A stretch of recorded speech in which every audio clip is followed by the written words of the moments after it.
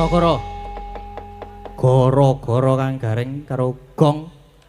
Wis tekan gara-gara gasik. Gasik. Ya ora, Ding. Setengah loro gara-gara. Heeh. Ora apa-apa. Iya, terus iki ya ngaturke panuwun. Alhamdulillah ya niki wis. Alhamdulillah aku njuk kersane Gusti. Heeh, wis. Apa jenenge? Iki kelakon sowan awak dhewe sak kanca-kanca. Apa, Gong? Nah iya genangne iki kok. Sowan ana ngendi iki? Sono ning dusun Krandon. Sidamaya Godean. Oh, nglarak ngono. Heeh. Iki traktor lho iki, Truk. Apa iya? Heeh.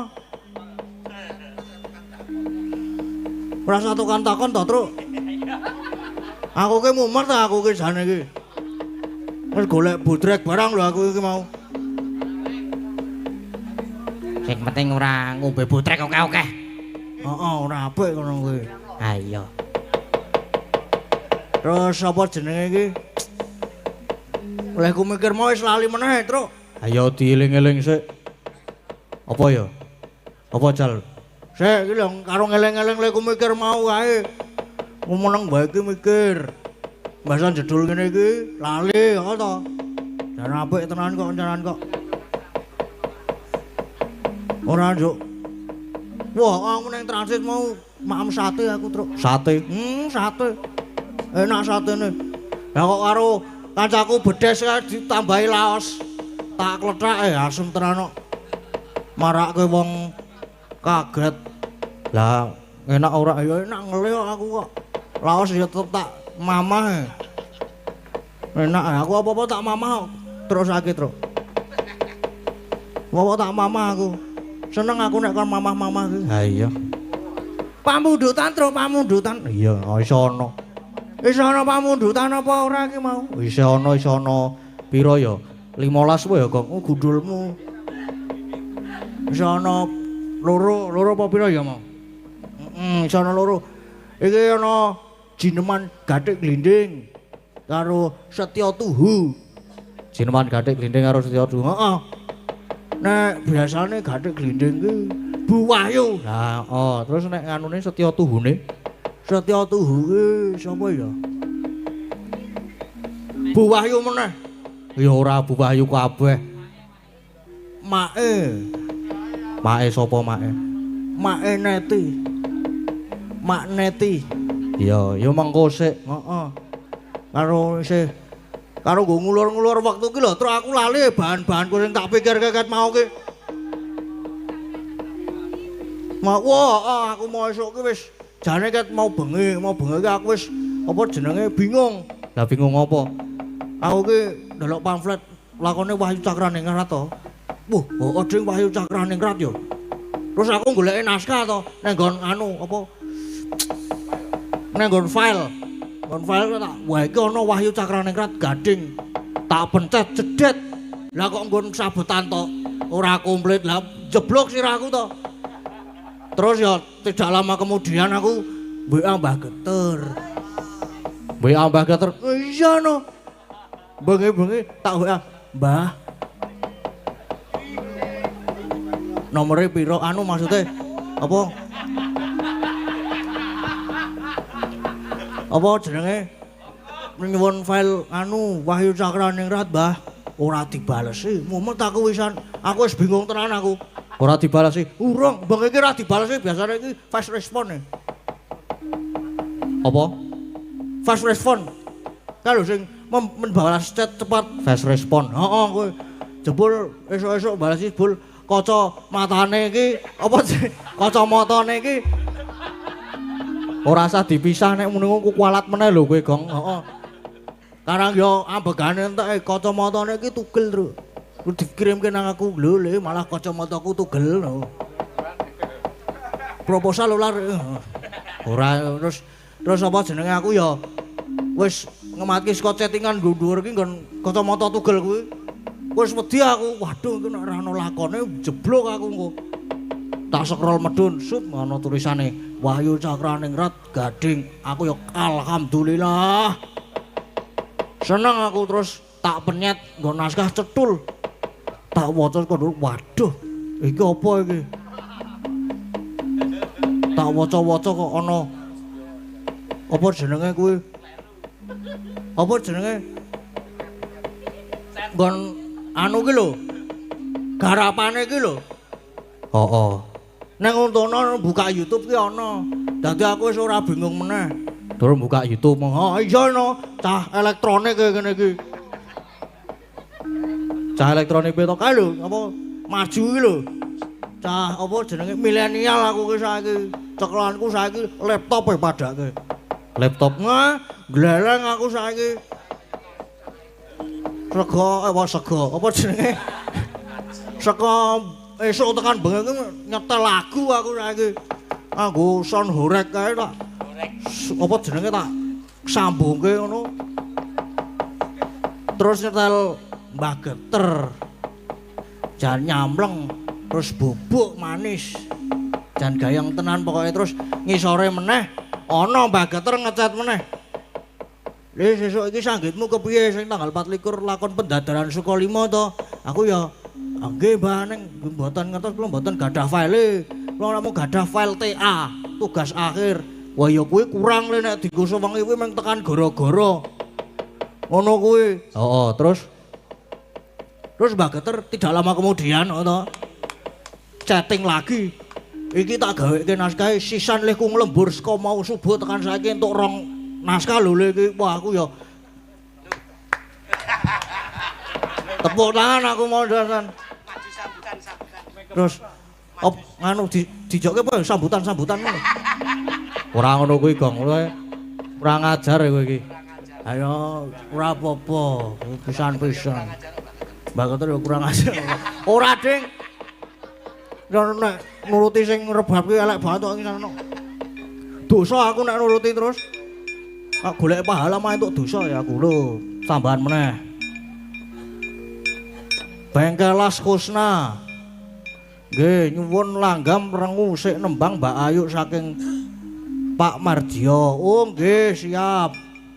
Kedap nggih Pak, nggih niki dereng rampung le crita. Terus bahas kacamata lho niki. Terus gak di apa jenenge digawe story iki lho. Digawe story kacamataku tugel iki wangku ya taklime aku ya mbaten kok ora dilas sisan to, Mbah. Nek dilas lak malah paten, malah apik. Apa iki lho dilasne nggone iki bengkel Las Kusna iki lho, Mbah. Karuane malah kenceng lho mengko mbane ora iso ditekuk sing siji. Maksudnya piye, Mas? Ha iki lho kacamatane dilas. Ora usah benjang kula nganu, Mbah. Benjang teng optik kalih kula, Mbah. Tenan. Ya meng delok-delok ning Goleke Shopee 12.000. Bilang kula check out-ke teng anu. Shopee. Sik 10.000 beris kan. Kaya ngono kae model iki. Tak lemge lho. Oh, dilemke wis. Napa benjang diganti kacamata renang, Mbah? Kowe kualat lho, Gong, aku ora melu-melu nek kowe kualat. Ah, kowe iki ora masalah to. Ngopo kula saya wow ngono. Wow piye? Ayo anu. Dadi weruh apa-apa engko. Heeh. Apa nganggo apa jenenge kae lho. Kaca pembesar kae lho. Ora aku wedi aku isan. Heeh wis. Ha iya terus karo minangkane pamundhutan Gong. Ndak meng gambleh wae kowe iki engko. Ora masalah. Wis suwe kok durasine isih lama. Masuk membuang durasi. Eman-eman ya truk ya. Bayar. Eman-eman. Ha iya. Terus apa jenenge? Waduh lali aku marek ngomong apa ya? Wah mandek lek omongan iki lali. Ki mau bab tekan kacamata. Kacamata terus pembesar, kaca pembesar, kacamata renang. Terus durasi. Terus gathik glinding. Ndak nganu engko ndakan. Nek ndak keterusan aku nek wis omong ngene iki wah. Ora iso meneng aku nek wis omongan ngene iki. Ha iya. Heeh. Ora apa-apa kok ngono kuwi jenenge lara omong. Hus. Ora ya ora ngono, ora seneng aku ngono kuwi. Bu Wahyu. Nggih, dalem. Wah. Mbok ge le anu niku nggih dalem ngono. Nggih, pripun? Pak Dalang, Mas Nggih, Dalang. gathik glinding nggih. Siap. Nah, mang glindinge lore jenengan niku. Ampun. Pepundan nih mereka. Lah nggih pepundan. Oh sapa-sapa tak tantang. Arep gleleng aku ki areman. Padake sikut po. Sikut mawut. Ora ding yo. Gathik glinding yo. Selak ora srata aku. Kinupita.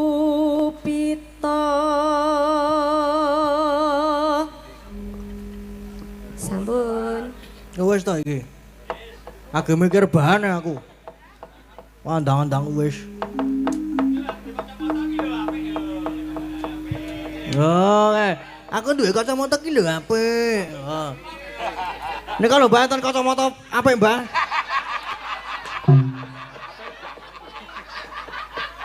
Setan alam.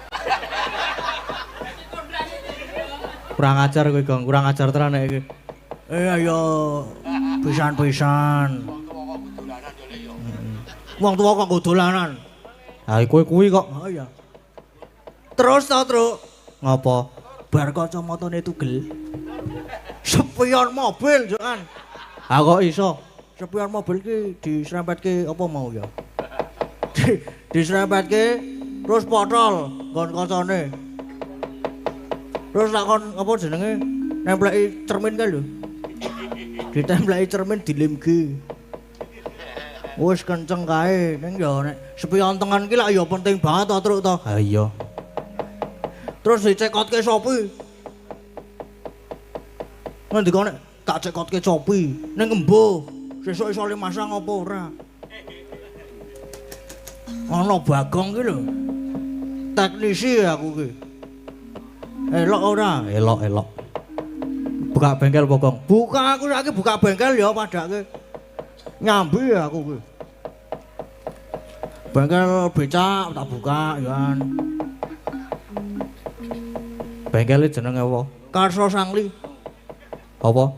Karso Sangli. Apa kuwi? Bongkar iso pasang lali. Apik to? Ora, ya wis. Golek liyane, apa meneh ya? Karo mikir-mikir bahan ngene iki. Entek aku soal wisan. Apa meneh ya aku arep omongan apa? Kok sik tak mikir iki.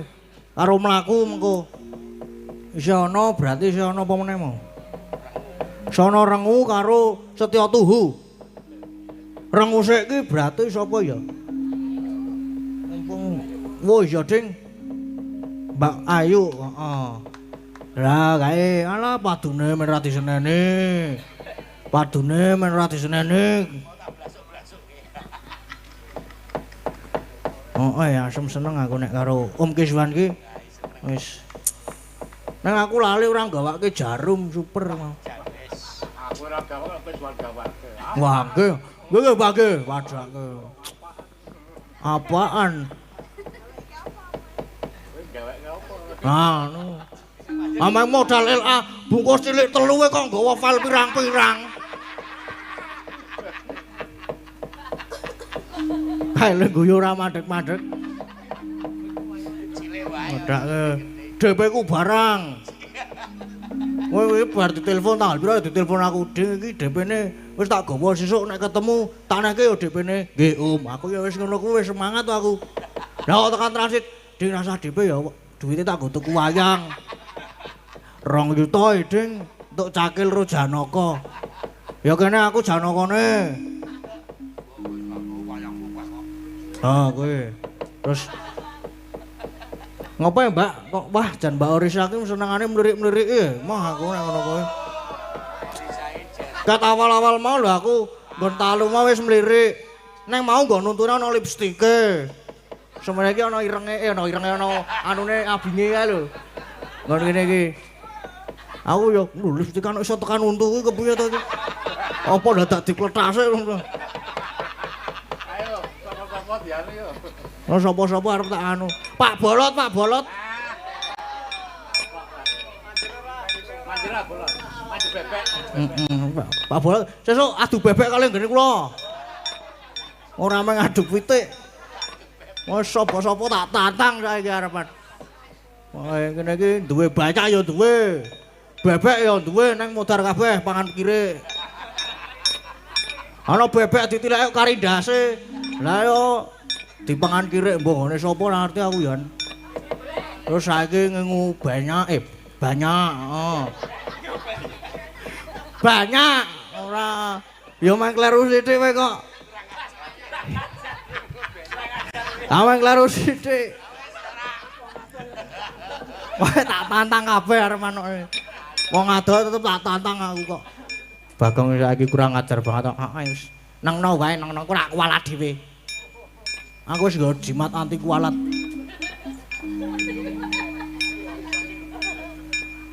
Weh, Mbak Ursa mlirik-mlirik terus e. Ngopo bagus ta aku kandhane kok.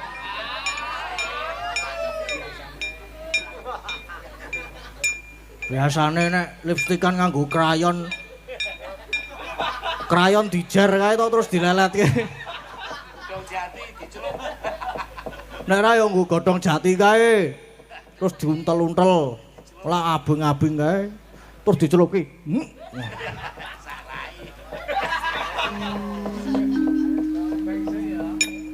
Saiki seto tuhu.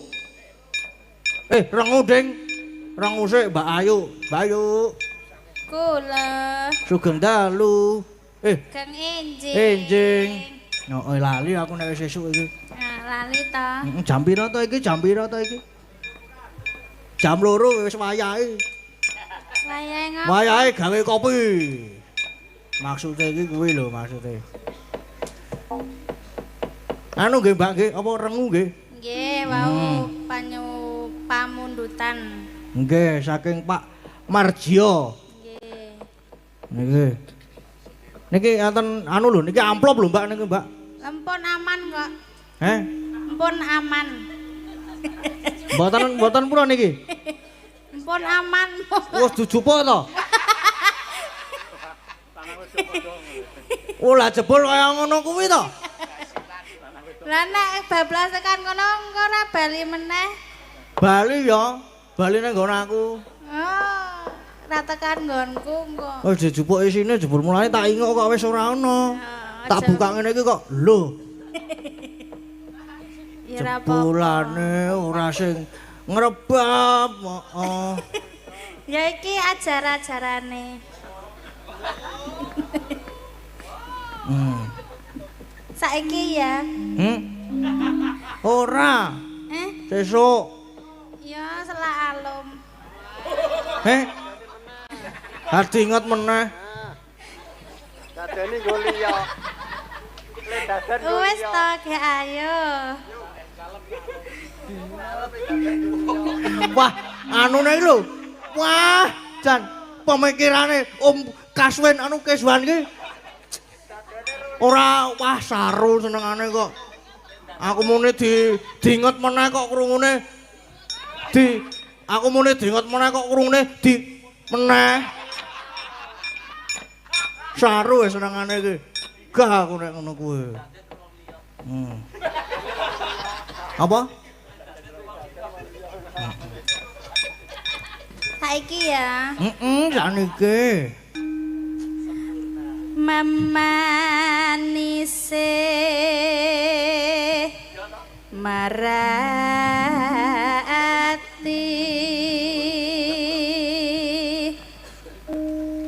pacane mong prasaja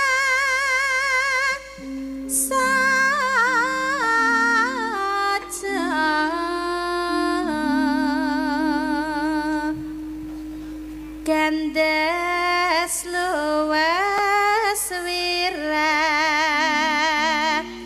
gane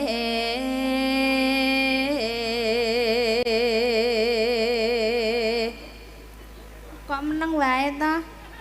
Apane? Kok meneng wae. Lah meneng wae menikmati kok aku ki sahdu e. Isih dinikmati to. Ya isih.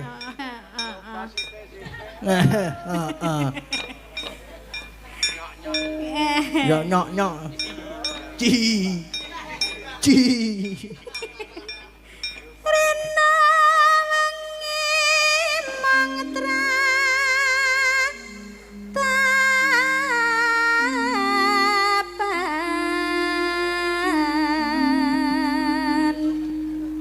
montang manting tanjena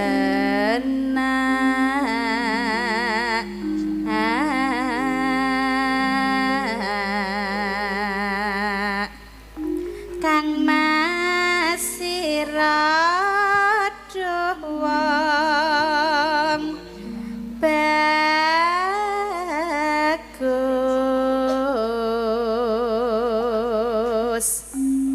gampang teman hamba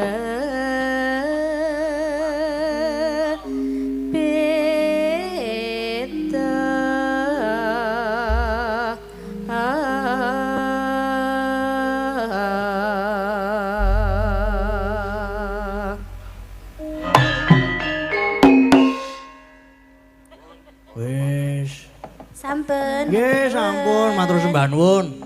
Mbak Ayu wah jan jos temenan nang. Jos. Nane. Konjuk kabeh-kabeh muni sempurna. Sik sempurna ki nomor 2. Mbak Ika. Wis ah. Wah. Range isih ana Setya Tuhu. Ha ya mengko sik dileti. Heeh men bubar jam 4:30. Lho, cara gelem heeh. Sisan ke jam 6. Terus men sesuk le mayang awan bubar. Aja ya ya bar-bar iki lah. Bar-bar iki isih sebo maksudnya. Terus mengko kira-kira ya jam-jam 3 ki telu ki malik menyuro. Kok jam 3:30 ki to wis tekan omah. Iki jane aku ki sok ngematke iki lho nyang-nyange Bakong loro ya. Apa terinspirasi dari aku apa ya? Demau nyang-nyangku loro, heeh. Terus ditempelke kene. Ben ketok beling. Ben ki aku ki unyang-unyang loro rambute kene iki jegrik munggah siji ngene lho. Ana rambut tok kejepit unyang-unyang. Ora apik banget.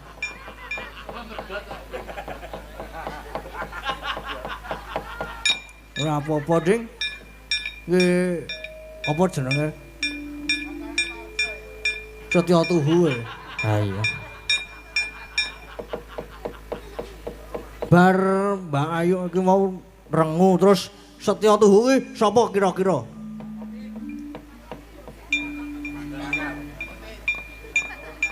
Apa anu apa ya? Mantan anyar apa ya? Apa Mbak Sempurna iki apa ya? Mbak. Yo nganggo mic ora hau-hau. Tak tantang sisan lho. Wani po? Wani wae. Ya yo. Weh lah. Mumpung rong kanggo iki. Apane? Apane? Kudu dijlentrehke. Kudu dijelaskan dengan rinci. Apane? Rasah. Ah, kudu dijelaske. Mah. Lah. Wani? Kon ngopo iki? Kon koprol. Kon jadul. Ayo kon nembang to, Mbak. Setya Tuhu. Nggih. Nggih. Bawani. Bawani mboten. Dadi bawane no. Karo tak golek-golek bahan meneh. Ayo kok malah meneng wae iki. Ya sabar to. Aku ora iso sabar lho aku wong iki. Kok ya ora sabaran lho. Ora aku kat mau Ket mau tekan kene iki gak enak badan lho aku ki jane iki. Masa? Weh lah, heeh. Tak pijitin mau enggak? Tak pijitin ki apa? Tak Dipijeti lho. pijeti. Nah, ya mau dong. Aja. Ah, yo. Pamintaku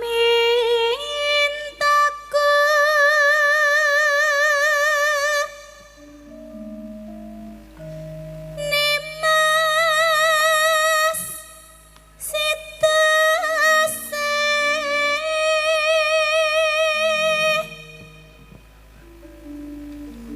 Atut Runtut Tansah Ya kok rada gereng apa sih, Mbak? Ayo Sok lembur apa? Kakean das Heh, Kakean das das apa? Das pite. Das pitik Heeh. Das bebek. Bebeke Pak Bolot. Rasa aku ndak malah ngimpi Lah kuwi mengko bengi ki paling mengko ki terus ngimpi kok. Aja ya Pak Heeh, aja. Ora apik kaya ngono kuwi. Tansah reruntungan ing sarina lan ngene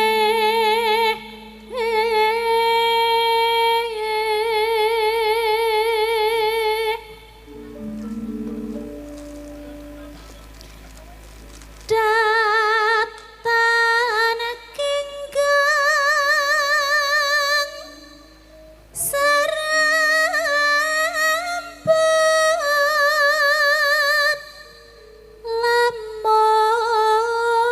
lamun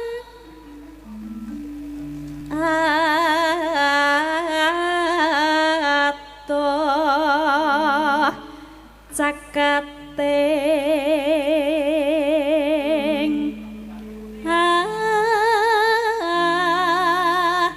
ati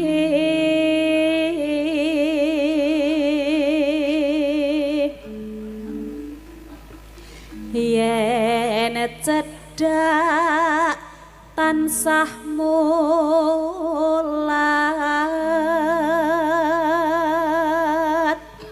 Om Kiswan kok terus meneng wae ngopo sih, Om? Heh. Wo lah ya mulane kuwi kok terus anteng. Anteng wis. Lah udut e. Leleng e saiki. Buah mamat.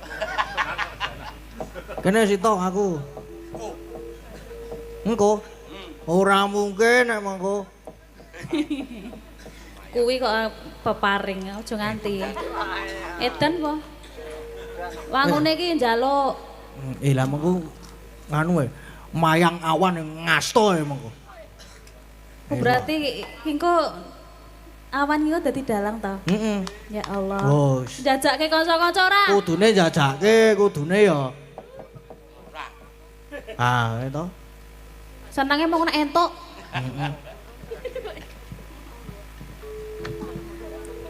Sia asih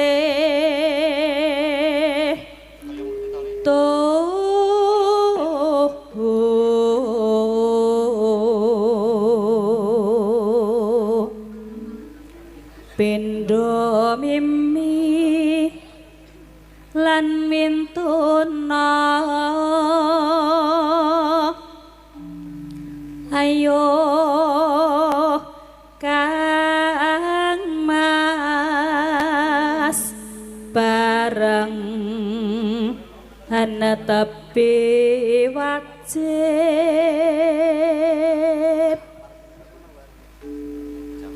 sita asih